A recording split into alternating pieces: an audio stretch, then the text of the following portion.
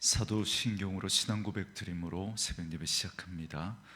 전능하사 천지를 만드신 하나님 아버지를 내가 믿사오며 그 외아들 우리 주 예수 그리스도를 믿사오니 이는 성령으로 잉태하사 동정녀 마리아에게 나시고 본디오 빌라도에게 고난을 받으사 십자가에 못 박혀 죽으시고 장사한 지 사흘 만에 죽은 자 가운데서 다시 살아나시며 하늘에 오르사 전능하신 하나님 우편에 앉아 계시다가 저리로서 산자와 죽은 자를 심판하러 오시리라. 성령을 믿사오며 거룩한 공회와 성도가 서로 교통하는 것과 죄를 사하여 주시는 것과 몸이 다시 사는 것과 영원히 사는 것을 믿사옵나이다. 아멘. 이 아침에 우리에게 주시는 하나님의 말씀은 디모데후서 4장 1절로 8절 말씀까지, 디모데후서 4장 1절에서 8절 말씀까지입니다.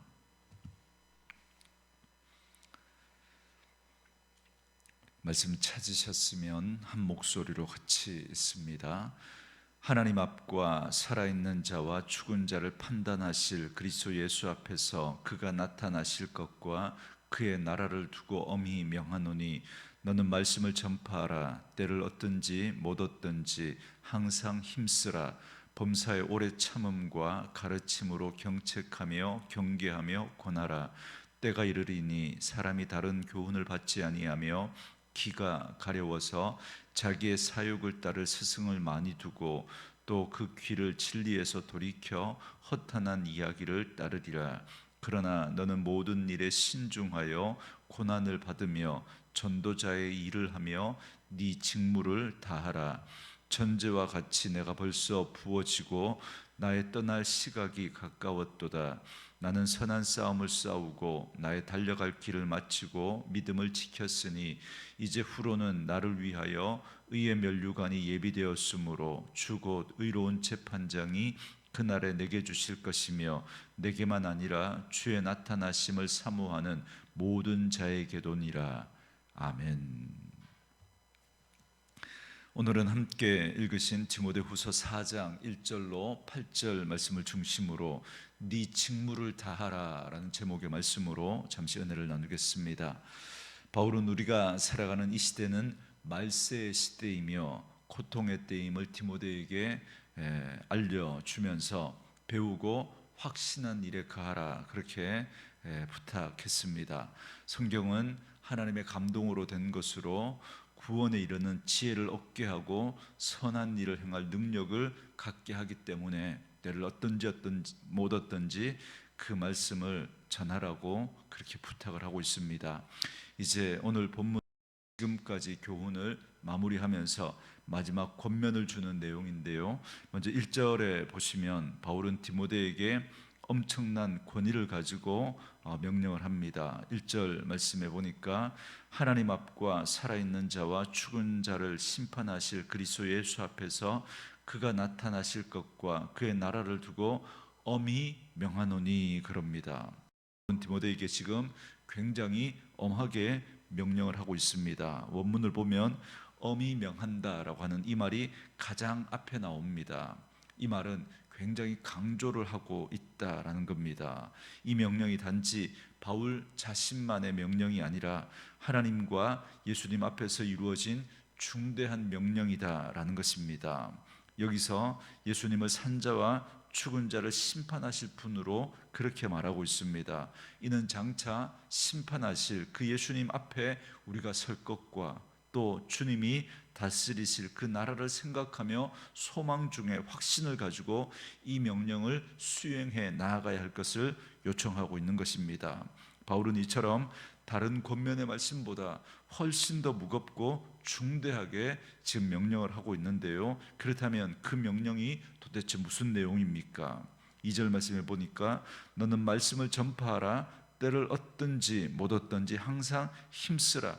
범사의 오래 참음과 가르침으로 경책하며 경계하며 권하라 이렇게 말합니다. 그러니까 때를 얻든지 못 얻든지 말씀을 전파하라는 겁니다. 그런데 사도 바울이 여기서 명령하는 것은 단순히 전도에 대한 사명만을 말하는 게 아닙니다. 2절 말씀에 잘 보시면 오래 참음과 가르침으로 경책하며 경계하며 권하라 이렇게 말하고 있습니다. 여러분, 경책은 잘못된 것을 지적하는 것이고 경계는 그 잘못에 대해서 호되게 책망하는 걸 말합니다. 그리고 권하라라고 하는 이 말은 위로하라는 말인데요. 경책과 경계하는 행위가 사랑을 동반해야 한다라는 걸 말하고 있습니다. 그래서 이 일을 오래 참음과 가르침으로 해야 한다는 거죠. 죄인들을 오래 참으신 그 하나님의 마음을 가지고 이 사명을 감당해야 하고 강압적이지 않은 강압적인 그런 태도가 아니라 그들을 주의 진리의 말씀으로 잘 가르치고 설득력 있게 일을 감당해야 할 것을 말씀하고 있습니다. 그런데 요즘에 또 교회의 현실을 보면 여러분 그렇지 못합니다. 전도의 방식도 경책과 경계가 아니라 어떻게든 듣기 좋은 말로 그 사람들을 교회로 인도하려고 합니다. 그 마음은 충분히 이해가 되어집니다. 그런데 그렇게 사람들이 좋아하는 것들만 그렇게 가지고 복음도 나쁜 말은 거르고 그냥 그 사람들이 듣기 좋은 말만 그렇게 전해서 그들에게 듣고 싶은 말을 통해서 그들에게 복음을 전하면 한쪽밖에 되지 않는 거죠. 복음은 우리가 양쪽을 다 전해야 합니다. 우리가 예수를 믿고 생명을 얻는 부분이 있지만 그러나 우리가 우리의 죄된 부분에 대해서 성경이 얼마나 여러분 무섭게 경고하고 있습니까? 여러분 십자가를 통과하지 않은 그런 구원은 있을 수가 없는 것이죠. 그런 부분에 있어서 분명히 죄에 대한 그런 부분들 경책하고 경계하는 그런 부분들이 분명히 있어야 합니다. 앞에 3장에서 말세의 특징을 말했는데요. 사람들은 결국 자기를 사랑하는 그 부분이 말세의 가장 큰 특징입니다. 돈을 사랑하고 쾌락을 사랑하는 것도 결국은 자기를 사랑하기 때문에 나타나는 결과이거든요. 그래서 말세의 특징을 한마디로 말하면 자기 사랑이라고 말할 수 있습니다. 오직 자기의 만족과 기쁨에만 관심이 있을 뿐입니다. 그래서 바른 교훈에는 관심이 없고 자기를 기쁘게 해줄 그런 이야기만 들으려고 합니다. 그래서 오늘 본문 3절과 4절에서도 이렇게 말씀합니다. 때가 이르리니 사람이 바른 교훈을 받지 아니하며 귀가 가려워서 자기의 사욕을 따를 스승을 많이 두고 또 그 귀를 진리에서 돌이켜 허탄한 이야기를 따르리라 그럽니다. 말세의 특징은 노골적으로 자기를 사랑하는 겁니다. 그래서 자기 욕심을 충족시켜주고 자기 욕망을 부추기는 그런 말만 듣고 싶어 합니다. 그래서 귀가 가려워서 자기의 사욕을 충족시켜줄 스승을 많이 둔다 그럽니다. 귀가 가렵다라는 건 여러분 우리말에도 여러분 말하고 싶을 때 입이 근질거린다 그렇게 표현하잖아요. 그러니까 여러분 자기가 듣고 싶은 말을 듣고 싶어서 귀가 근질거리는 거예요. 그래서 자기 욕심과 욕망을 채워줄 그 소리를 듣고 싶어서 안달이 나 있는 그 상태를 말하는 겁니다. 이게 말세의 특징입니다. 그래서 사도 바울은 디모데에게 때를 얻든지 못 얻든지 말씀 증거하기를 항상 힘쓰고 범사에 오래 참고 가르침으로 경책하며 경계하며 권하라 이렇게 명령하는 겁니다. 그러니까 사람들이 그저 듣기 좋은 말만 전할 것이 아니라 그들의 잘못된 그 잘못을 뉘우치고 돌이킬 수 있도록 분명히 그들의 잘못에 대해서도 죄에 대해서도 말해야 함을 이야기하고 있는 겁니다. 그래서 5절을 보시기 바랍니다. 그러나 너는 모든 일에 신중하여 고난을 받으며 전도자의 일을 하며 네 직무를 다하라 그럽니다. 그래서 말씀을 전하는데 신중하여 고난을 받으라고 말합니다. 여기 신중하라라고 하는 이 말이 옛날 개역 성경에 보면 근신하라라는 말로 되어 있거든요. 말씀을 전하는 전도자는 분별력이 있고 침착하고 단정하게 이 사명을 감당해야 한다는 겁니다. 그리고 그럴 때 반드시 고난을 받게 되어 있다는 겁니다. 고난을 받을 수도 있다는 것이 아니라 반드시 그렇게 신중하게 근신해서 그 하나님의 말씀을 바르게 분별해서 전하면 반드시 고난이 따르게 되어 있다는 겁니다. 왜냐하면 여러분, 말세의 특징이 사람들이 진리를 쫓는 게 아니라 자기의 사욕을 쫓을 스승을 많이 두기 때문에, 자기 사랑에 빠져 있는 그들이 자기가 듣고 싶은 말만 듣고 싶어 하기 때문에 그렇습니다. 진리에 관심이 없습니다. 좋은 소리만 듣고 싶어 하기 때문에, 사실 여러분, 믿지 않는 자에게 그렇게 복음을 전할 때도 여러분, 그 진짜 반쪽짜리 복음이 아니라 정말 철저한 그 죄에 대하여서 이야기를 하면 듣기 싫어합니다. 자신의 죄인됨을 이야기하면 듣고 싶어 하지 않습니다. 그렇기 때문에 여러분, 진짜 복음을 제대로 전해도 여러분, 거기에 반드시 고난이 따를 수밖에 없고요. 그리고 오늘 이 말씀은 그 믿지 않는 자들에게 사실 주시는 말씀이 아니라 믿는 자들에게, 교회 안에 있는 자들에게 주시는 말씀입니다. 오히려 교회 안에 믿는 자들에게 당하는 그 고난에 대해서 이야기하는 겁니다. 목회자가 진리의 말씀을 전하면 사람들이 당연히 기쁨으로 받아야 하는데 그렇지 않습니다. 자신의 죄를 지적하고 잘못을 책망하면 오히려 목회자에게 반감을 품습니다. 물론 목회자가 함부로 죄를 지적할 수 없습니다. 저도 여러분들에게 죄를 지적하고 함부로 가르칠 마음이 없습니다. 저는 그냥 진리의 말씀만을 전하는 거죠. 설교를 해도 누구 한 사람 특정 겨냥해서 그 사람 들으라고 설교하지 않습니다. 진리의 말씀을 있는 그대로 전할 때 성령께서 역사하시면 교훈과 책망과 바르게 함과 의로 교육하기에 유익한 하나님의 말씀이기 때문에 반드시 성령께서 그 말씀 가운데 우리를 책망하시고 우리를 돌이키게 하시고 교훈하게 하시는 말씀이 들릴 겁니다. 그 말씀을 우리가 어떤 태도로 듣느냐라는 겁니다. 그런데 오히려 목회자를 말씀으로 자기를 친다고 이야기하는 그런 분들이 있습니다. 자신의 죄가 말씀 가운데 지적되어지면 그걸 받아들이지 못하는 거죠. 오히려 목회자에게 반감을 품는 경우가 있습니다. 그래서 여기서 고난을 받으라는 것은 믿지 않는 자들로부터의 그 박해가 아니라 목회를 감당하면서 힘들고 어려운 일들을 당하게 될 텐데 그걸 잘 견디라고 말하고 있는 것이죠.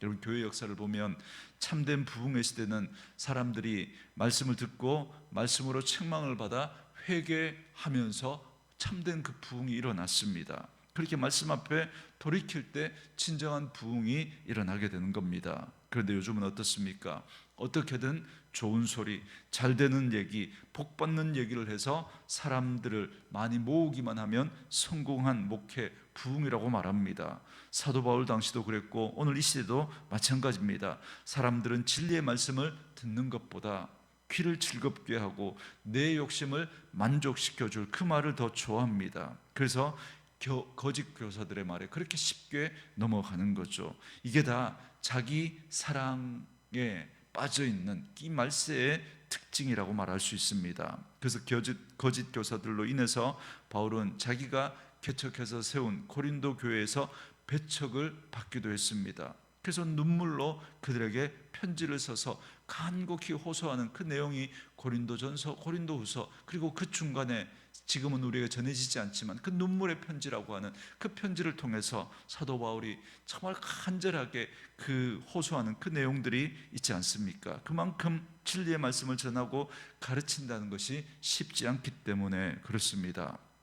그래서 바울은 이렇게 고백합니다. 7절과 8절에 나는 선한 싸움을 싸우고 나의 달려갈 길을 마치고 믿음을 지켰으니 이제 후로는 나를 위하여 의의 면류관이 예비되었으므로 주 곧 의로우신 재판장이 그날에 내게 주실 것이며 내게만 아니라 주의 나타나심을 사모하는 모든 자에게도니라. 그럽니다. 바울이 진리의 말씀을 전하고 그리고 그것 때문에 숱한 고난을 겪었습니다. 루스드라에서는 돌에 맞아서 거의 죽을 지경에 이르지 않았습니까? 그래서 사람들이 죽은 줄 알고 성 밖으로 내다버렸습니다. 그 모든 역경을 이기고 끝까지 진리의 말씀을 전했습니다. 그래서 선한 싸움을 싸우고 이제 달려갈 길을 마쳤다 말합니다. 이는 목회자에게만 해당하는 말씀이 아니라 우리가 주의 자녀로서 진리의 말씀을 따르고 살아가려고 한다면 반드시 반대가 있고 박해가 있습니다. 또 우리가 전도자의 사명을 감당하고자 한다면 핍박과 거절과 조롱이 있습니다. 그럼에도 불구하고 흔들림 없이 우리가 이 말씀을 전하고 말씀을 따라 살아야 합니다. 이것이 우리가 싸워야 할 선한 싸움입니다. 우리도 이 싸움을 끝까지 잘 감당하면 주의 심판대 앞에 섰을 때 우리 모두가 바울처럼 의의 면류관을 받게 될 것입니다. 사랑하는 성도 여러분, 그리스도의 재림을 바라는 성도는 자신의 삶과 현재를 돌아볼 수밖에 없습니다. 왜냐하면 우리가 살아가는 이 세상과 현실이 끝이 아니라 영원하신 하나님의 나라가 있다라는 사실을 믿기 때문에 그렇습니다. 그래서 이것을 믿는 성도의 삶 속에는 언제나 드러나는 증거가 있습니다. 주님께서 좋아하시고 주님께서 기뻐하시는 일을 하며 살아간다라고 하는 그 증거가 있는 것이죠. 우리가 그 하나님의 나라, 다시 오실 그 주님의 그 심판을 우리가 생각하지 않는다면 여러분은 그냥 이 땅에서 어떻게 하면 더 잘되고 누리고 살아갈 것인가 그것만 생각하겠죠. 그러나 정말 주의 재림을 우리가 믿고 정말 그 하나님의 나라를 우리가 소망하는 자라면 여러분, 우리는 반드시 주님이 기뻐하시는 그 일을 하며 살아가는 증거가 드러나게 되어 있습니다. 오늘 이 아침에 나는 그런 주님을 생각하고 살아가는지 한번 자신을 돌아보시기 바랍니다. 그리고 그 주님이 기뻐하시는 삶, 때를 얻든지 못 얻든지 그리스도를 전하고 살아가는지 한번 살펴보시고 저와 여러분의 입술과 우리의 삶을 통해서 오직 예수 그리스도가 드러나는 복된 삶을 살아가는 저와 여러분 되어줄 수 있기를 주의 이름으로 축원합니다. 주신 말씀 묵상하시면서 이 찬양 함께 들으시며 기도하는 시간 갖겠습니다.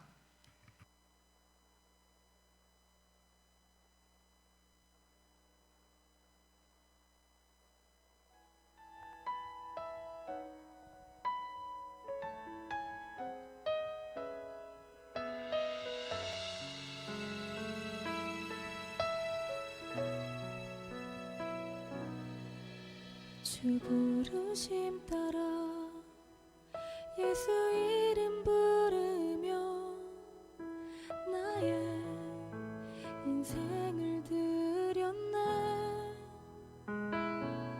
사람들이 해 못하고 결과 어떠하든지 주만 따라가기 원했네. 이제와 돌이켜보니 그저 부끄러울 뿐 모두 다 주의 은혜라. 벼랑 끝에 선 나를 주의 손이 이끌어 여기까지 인도하셨네. 함께 고백합시다. 하나님 사랑 날 떠나지 않고 끝까지 사랑하셨기에 오직 예수와 십자가만 바라보면서 나의 생명도 아낌없이 드리기 원했네. 내 노래가 사랑 영혼이 일으켜 다시 살게 하는 노래가 되길. 주 배울 때 착한 일꾼이라 칭찬받기 나 원하네. 주 부르심 따라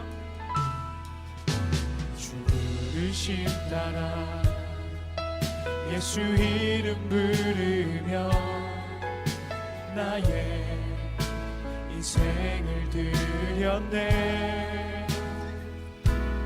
사람들이 이해 못하고 결과 어떠하든지 주만 따라가기 원했네. 이제와 돌이켜보니